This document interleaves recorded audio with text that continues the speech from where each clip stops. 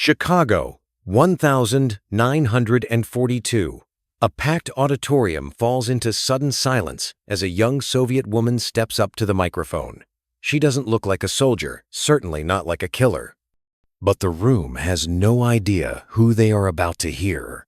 For days, American reporters mocked her uniform, her long skirt, even the fact that she wasn't wearing makeup. No one asked about the war she had fought. No one imagined the bodies she had left behind. She grips the microphone, her expression carved from steel. The translator waits beside her, unsure of what she will say. Then she delivers a single sentence that freezes the entire hall. "I am 25 years old," she says, "and I have killed 309 fascist invaders. Tell me, haven't you men been hiding behind my back for too long?" The silence shatters. Some gasp. Some stare. Then applause erupts like thunder. This is the story of how one female history student became the most feared sniper of World War II. Her name was Lyudmila Pavlichenko. Before she became Lady Death, she was simply a student in Kyiv, studying history and dreaming of an academic career. She spent her evenings working at a factory, her nights with books, and her weekends at the shooting range. She wasn't trying to be a soldier, she just refused to lose to the boys. By age 16, she had already earned a sharpshooter's badge. Not because she wanted glory, but because she loved precision, perfect breath, perfect stillness, perfect shot. But on June 22nd, 1941, everything changed. Hitler launched Operation Barbarossa. The largest invasion in human history crashed into the Soviet Union. Cities fell. Villages burned. Families were torn apart in hours. Millions rushed to enlist. Lyudmila stood among them, determined, calm, unwavering. At the recruitment office, the officer glanced at her young, clean-faced, wearing a simple dress. He sighed and handed her an application for nursing. She pushed it back across the table. "I want to fight," she said. The officer smirked. "War is no place for a girl." Lyudmila placed her sharpshooting certificates in front of him. He shrugged and led her to a range. Without a word, she loaded the rifle. 2 practice targets stood at distance, shaped like German soldiers, battered, sun-bleached. Lyudmila lay down, breathed once, and fired twice. 2 shots, 2 hits. Both would have been kills. The officer finally understood. She wasn't exaggerating. Lyudmila was assigned to the 25th Rifle Division, but there weren't enough rifles to go around. Her first days weren't spent firing, just digging trenches.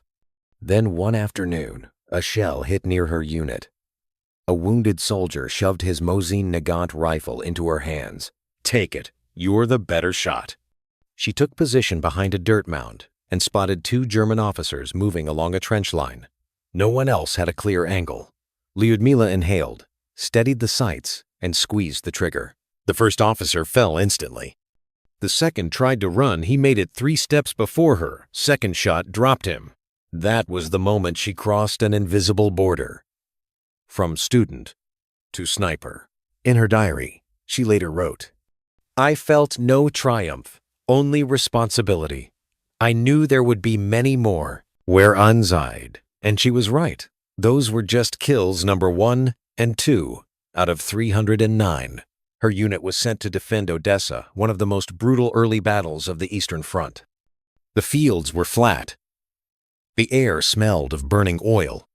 And German artillery never stopped. Lyudmila quickly learned the first rule of sniping: patience. Sometimes she lay in the same patch of dirt for 8 hours, waiting for one careless movement from the enemy. Within days, she earned a reputation, not because she bragged she didn't speak much, but because every time the Germans exposed a helmet, they died. She wrote, "War teaches you to slow your heartbeat. Rage will kill you faster than the bullet." In the trenches, soldiers began whispering, "Give the girl the shot. She doesn't miss." And usually, she didn't. By the end of her first month in Odessa, she had 100 confirmed kills, but recognition came with a cost. The enemy began hunting her specifically. German snipers tried to lure her out, firing at random to force her into a mistake. She didn't fall for it. Instead, she learned to read their habits. She crafted decoys, helmets stuffed with grass, placed on sticks. Sometimes she tied them with wire and tugged to simulate breathing. When the enemy fired at the dummy, she traced the muzzle flash and shot them. Odessa was also where she fell in love. Another sniper, Alexei, fought beside her, sharp-minded, gentle, always smiling before a mission. He told her once, "If I die, promise you'll keep shooting them for me." Lyudmila laughed and said, "You won't die." But the war doesn't care about promises. A shell exploded near their position. Alexei was hit by shrapnel. Deep, devastating wounds. He died days later in a field hospital. Lyudmila didn't speak for 3 days. Then she picked up her rifle and returned to the front. No one dared say a word to her. After that, her kill count rose even faster. Soldiers noticed a new coldness in her eyes. "They killed her husband," they whispered. "She's not stopping now." By the time Odessa finally fell, Lyudmila had 187 confirmed kills. She was no longer just a sniper, she was a symbol. And so the Germans gave her a name, Frau Tod, or in English, Lady Death. Her unit evacuated to Sevastopol, the fortress city of Crimea. There, the fighting became even more desperate and the snipers more skilled. Enemy commanders ordered elite marksmen to hunt her specifically. Some duels lasted hours. Others lasted days. In one duel, she spent 15 hours lying motionless, watching a single patch of grass. When the German finally moved, even slightly, she fired. She later identified him as a highly decorated sniper. He carried a diary with tallies of 200 kills. Lyudmila added one more tally at the bottom of her own notebook. By spring of 1942, her official count had reached 257. But her commanders believed the real number was higher. Many kills could not be confirmed in the chaos. In June 1942, a mortar shell exploded near her position. Shrapnel cut across her face and neck, knocking her unconscious. When she woke, she was in a field hospital. Her war was over. Her commanders made the decision for her. Lyudmila was too valuable to lose. The enemy sniper number 1 of the Eastern Front would not die in a trench. When soldiers heard she'd been pulled from the battlefield, many felt the same shock as hearing a fortress had fallen. She had become a legend among them, proof that one person could turn fear into power. But to Lyudmila, leaving her unit felt like betrayal.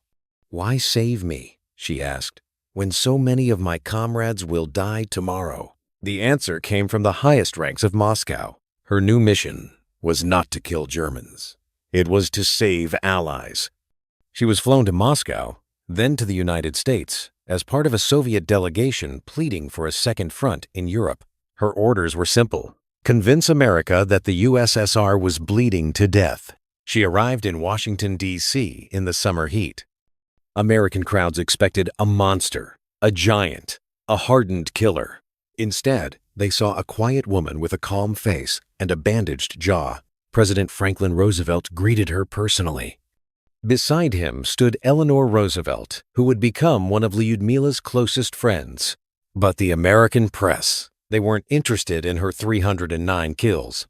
They wanted to know why her uniform wasn't fashionable. One reporter asked if she used makeup at the front.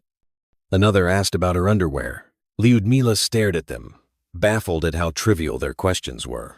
She finally snapped. "I wear the uniform of my country," she said. "It is stained with the blood of my comrades.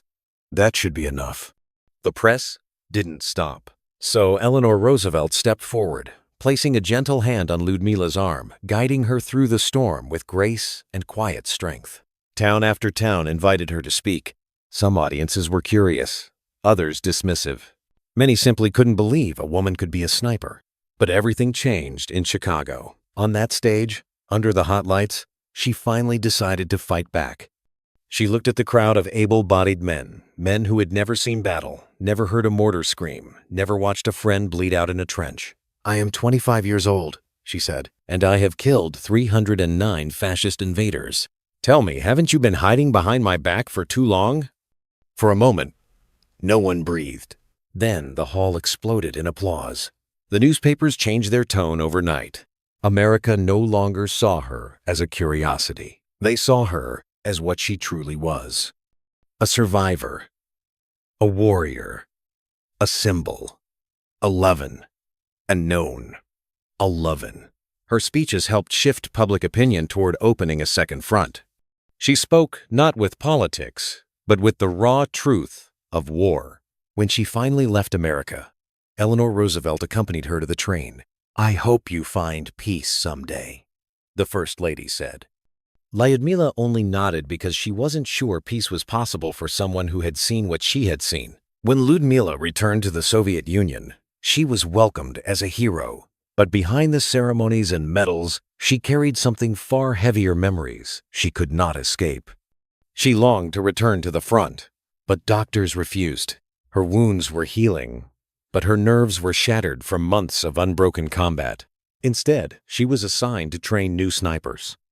She poured everything she knew into them: technique, patience, and the brutal honesty of survival.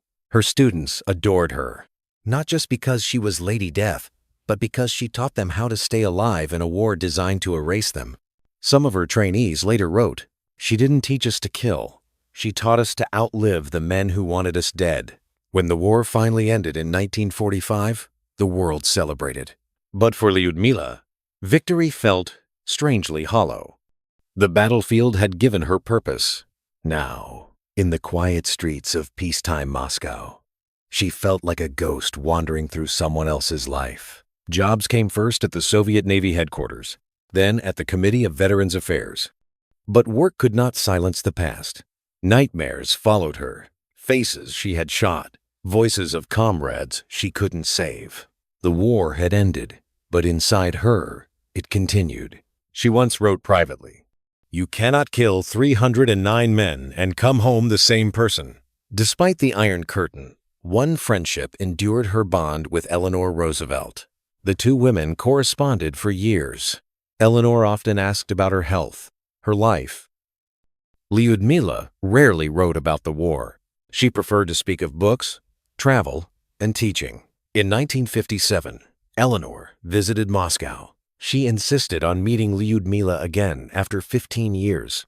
When they embraced, Eleanor whispered, "You survived the war. Now survive for yourself." For the first time in years, Lyudmila allowed herself to cry. She returned to her passion, history. She lectured at universities, giving quiet, thoughtful talks about courage, sacrifice, and the cost of violence. She rarely mentioned her kill count. She preferred to speak of the people who never came home.